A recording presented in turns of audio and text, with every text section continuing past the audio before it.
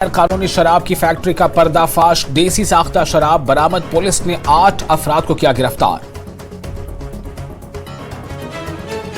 राजौरी में भारी बारिश के बाद लैंडस्लाइड के सबब राजौरी के नगरोटा में road block.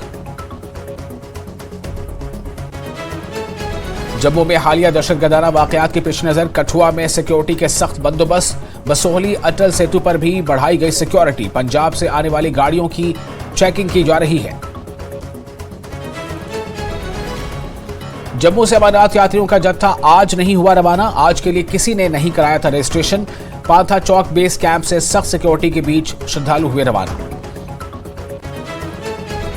Jammu Kashmir assembly इंतखाबात की तैयारियों को लेकर chief election commissioner Rajeev Kumar की जम्मू में प्रेस कॉन्फ्रेंस। कहा, तमाम जरूरी चीजों का जायजा लेने के बाद चुनाव की तारीख का करेंगे ऐलान।